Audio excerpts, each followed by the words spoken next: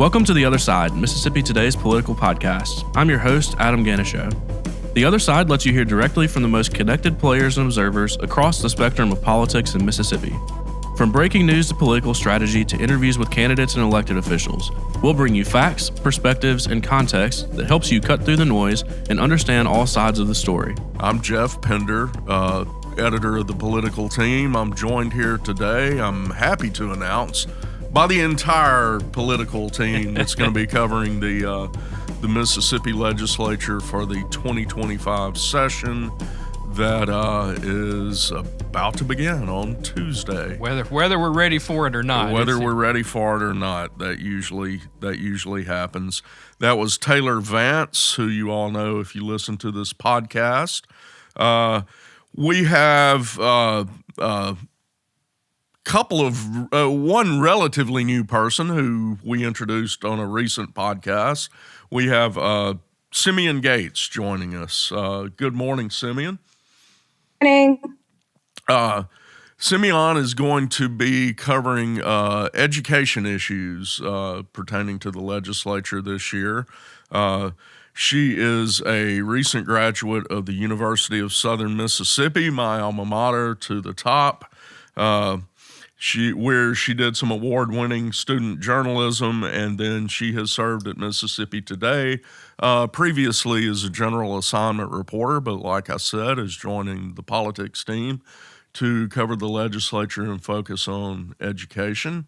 And then today we have someone new to our team, not new to Mississippi politics, however. We have Michael Goldberg joining us. Michael, welcome aboard. Thank you, Jeff. It's great to be here. I'm a longtime listener of the podcast, so it's great to be on the other side of the microphone. Well, bless your heart.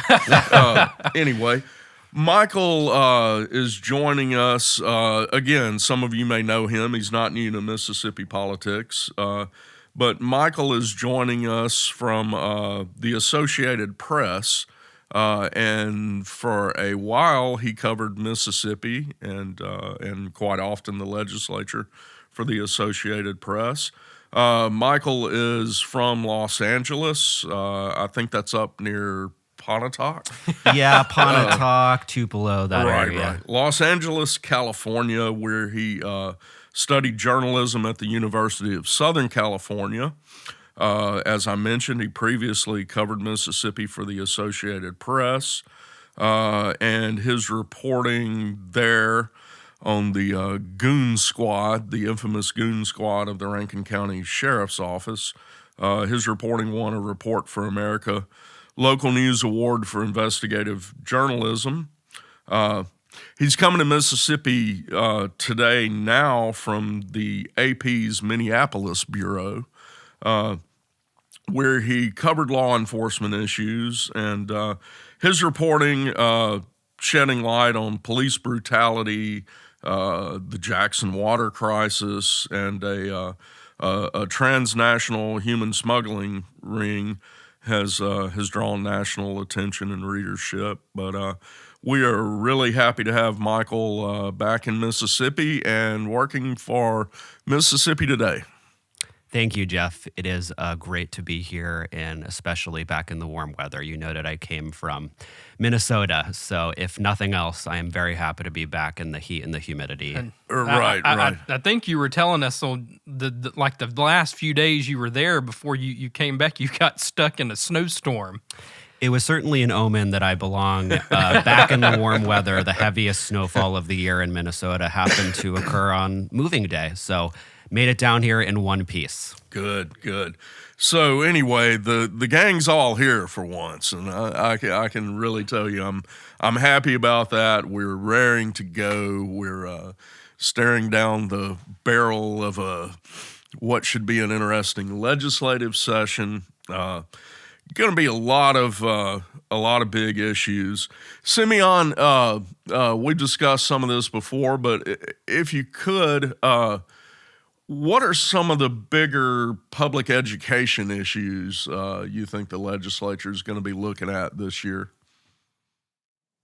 Well, I think the biggest by far is probably going to be school choice. I know multiple conservative groups like the Mississippi Center for Public Policy and Empower Mississippi are planning to push school choice legislation. I know that there's also school choice legislation coming in various forms. Like Empower Mississippi wants to institute like a universal ESA program. We know that Speaker of the House Jason White wants to institute open enrollment. So there's a lot coming out of the school choice movement. Well, in addition, there's school funding and whether or not the legislature will fully fund the public education system Always this an year. issue. Perennial issue. Another perennial issue is teacher pay. Many teachers are struggling to afford the cost of living, especially since the pay raise in 2022, and it remains to be seen whether the legislature will do something about it, and especially do something about the health insurance premiums, which have been only getting higher and higher and higher every single year. Yeah, Simeon, I think you've told me recently you've been talking with some public education advocates and teachers, I guess, and while they've had some substantial raises in recent years, as you just mentioned, insurance costs have gone up. Of course, we all know inflation and other things. So some of those pay raises have essentially been eaten up. Is that the situation here? From my discussions with teachers, yeah. The high inflation, high cost of living, and insurance premiums have eaten up the pay raise. Yeah. And I would say that the high health insurance premiums are mainly impacting teachers who put themselves, their spouses, and their children on the state health insurance plan. Yeah. But even teachers who are like single are still struggling to make ends meet. Yeah, and I think you may have pointed it out to me. I've seen some comparison stuff that, as far as insurance and other costs that teachers face here, we're way above probably neighboring states. And then I know with those pay raises we got up to where we were looking pretty good as far as the southeastern region. But if I'm not mistaken from some of what you told me, we're kind of back, falling back in the pack again since other states have instituted raises and maybe don't have some of the high cost we're seeing. You mentioned school choice. That's always, as you said, one of the perennial issues there. You mentioned they're talking about doing education savings accounts. That would be, I guess what this boils down to, Simeon, correct me if I'm wrong, is people pushing to spend public tax dollars on private education. Is that kind of what it boils down to? In one way, yes. The Mississippi Center for Public Policy has a vision for school choice where the number in the Mississippi funding formula, that's like the amount of cost allocated per student, they want to take that number and instead of like having the state spend it, they want to give it to individual families to spend on education expenses. It's modeled after the system that they have in Arkansas. It was Right. inspired by the system they have in Arkansas. Right. And one right. of the common defenses among school choice advocates that they're actually putting money in the hands of families to do whatever they please with it, rather than putting it in the hands of like the state government, which has historically, been a bit troubled when it comes to public education. Sure. But yeah, a lot of these plans involve giving money to increase like money to private schools, and either in the form of like school choice or in the form of tax credits. Like I think they announced their plans recently, and one of them was a tax credit for parents who put their kids in private school. Sure. Of course, the public education advocates will argue that some of that trouble you mentioned with public education, vicious cycle, has been from lack of funding. So that should be a really interesting debate this session. I don't know if we want to get into this, but something that has interested me on that the sort of the school choice fight has been sort of the politics behind it in the Capitol. Yeah. It's been sort of interesting to me how Speaker Jason White has been very open about it, saying that he does fully support it. And I would argue he is probably the main driver in the legislature behind that. As far as he is, I would say, the top legislative leader Sure. Behind it. But he will admit that not really, a majority of the House supports him on that issue. Yeah. And that really, including his Republican caucus. Yes, correct? and that it would even be hard to get the Republican caucus on board. But I would suspect that could change if he were willing to put his full weight behind that, and if he were to put some pressure on his caucus. But I think the question just is how much political capital he's willing to spend on that, and how far the Senate would be willing to go along with that. It seems to me Lieutenant Governor Delbert Hosemann, who leads the Senate, has not really been that receptive to school choice legislation. Or vouchers.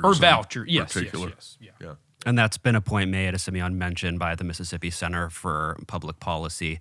They have argued that giving public money to private schools has largely stalled in the Senate due to opposition from the lieutenant governor.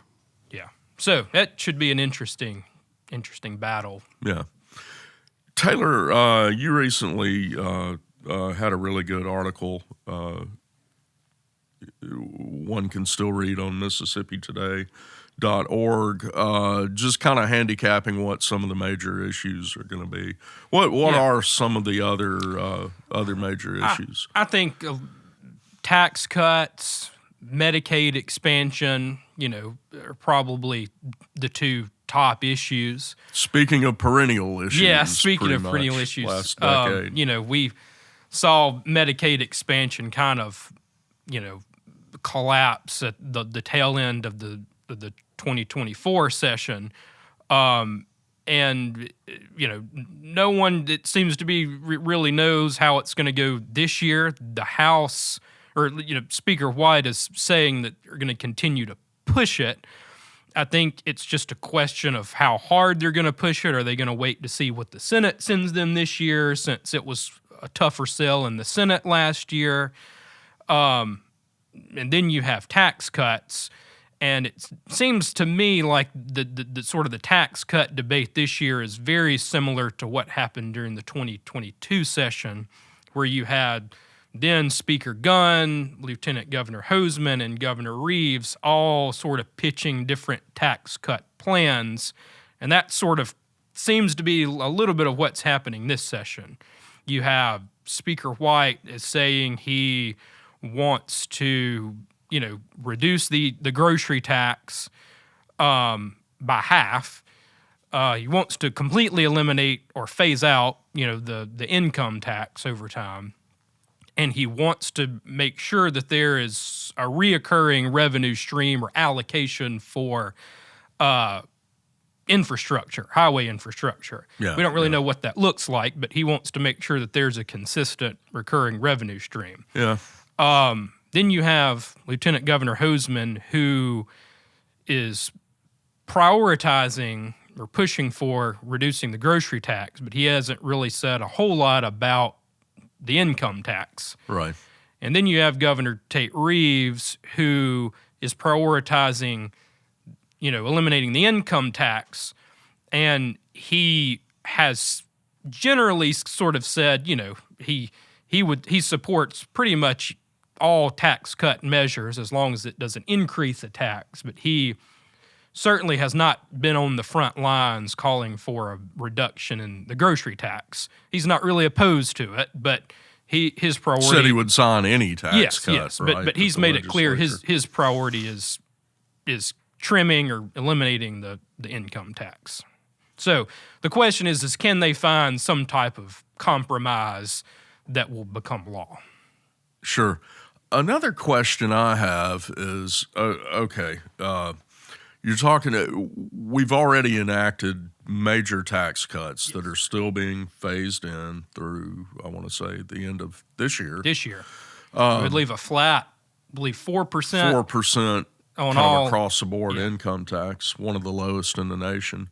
These other tax cuts we're looking at, unless I missed something, there's not a commensurate plan specified cuts in spending.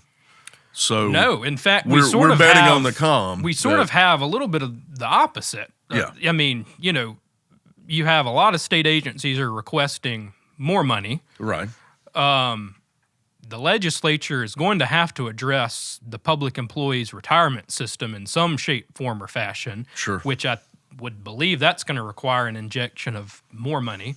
As you mentioned, MDOT at the minimum says it needs 4 or 5 or more $100 million a year.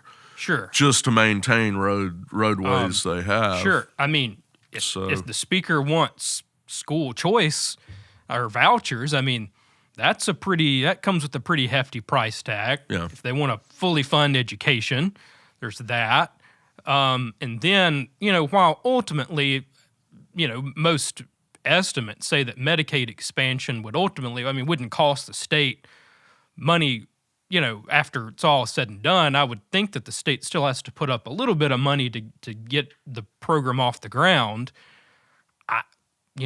Speaker White and his leadership team say we can afford some tax cuts, but I still have some questions if the state can afford all of that while implementing a lot of these other initiatives that come with a hefty price tag. But again, we're betting on growth to cover what would essentially be chopping off a third of the state budget's revenue stream. Right. With no cuts specified in spending. Well, maybe. Right.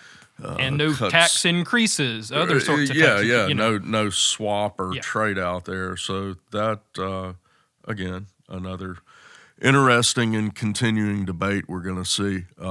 Michael, in your brief hiatus from Mississippi politics, there's been a lot going on, as I'm sure you've noticed.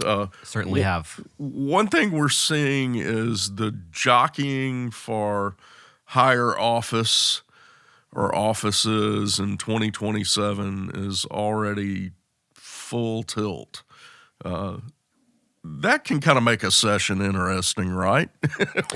It certainly can. The session is often used as sort of perhaps an introductory period or an avenue in which to kind of stake out territory and potentially lay the foundation for a future campaign. Of course, sometimes there's a little bit of grandstanding, perhaps. That's inherent in that. Never. I mean, not to go out on a limb here.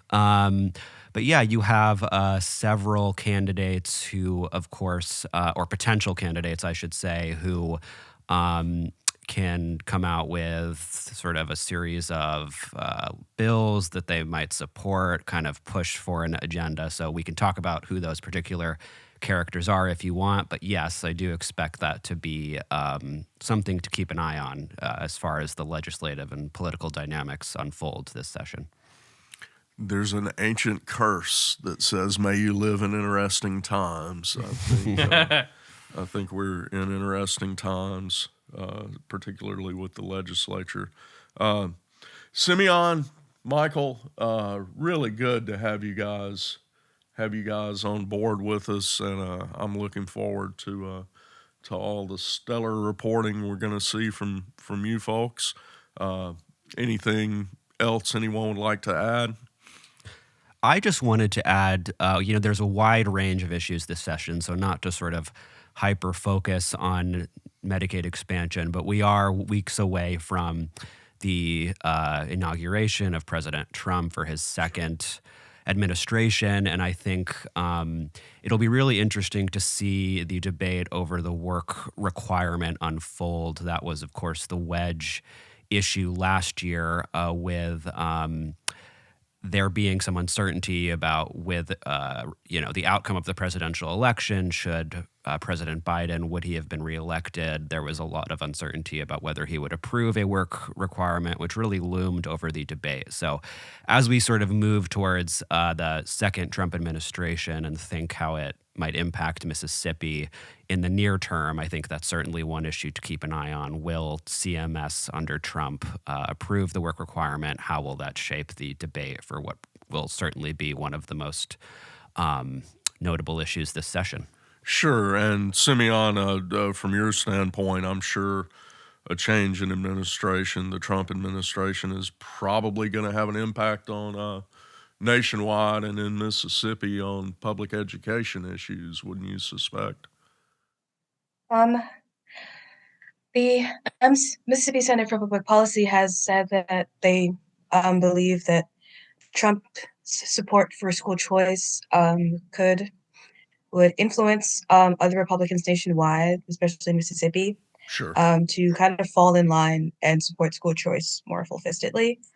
I'm not really sure how much Trump's education agenda would impact us at like the state and local level, but there's a good chance that like Trump's influence could cause more Republicans at the state level to try to fall on party lines, and it could be that many Republicans are inspired by some of the ideas that he has for education legislation, if not this year, then over the next few years. Sure. Well, and I don't know if we want to open this can of worms up, but the Doge Commission, Mississippi Doge, has flirted with the idea of eliminating the Department of Education and giving states even more control over federal education dollers, and talk of making it available in the form of a block grant. And sure, I would just point out we've never had any trouble in the state of Mississippi with administering block grants, and it's worked really well for housing. Yeah, and it's worked really well in the Department of Human Services here in Mississippi. Right. It'll be interesting to see what the term waste sort of looks like when it moves from abstraction to concrete terms. So certainly something to keep an eye on. Sure. Well, again, it's really great to have the full new team on here, and stay tuned to this podcast and to Mississippi Today for full coverage of the 2025 Goat Rodeo. Thanks, Jeff. Thanks, Jeff. Thank y'all. Thanks.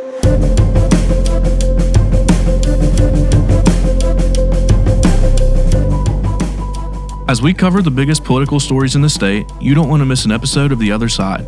We'll bring you more reporting from every corner of the state, sharing the voices of Mississippians and how they are impacted by the news. So what do we need from you, the listener? We need your feedback and support. Subscribe to our weekly podcast on your favorite podcast app, or stream episodes online at mississipitoday.org/The Other Side. For the Mississippi Today team, I'm Adam Ganeshow. The Other Side is produced by Mississippi Today and engineered by Blue Sky Studios. We hope you'll join us for our next episode.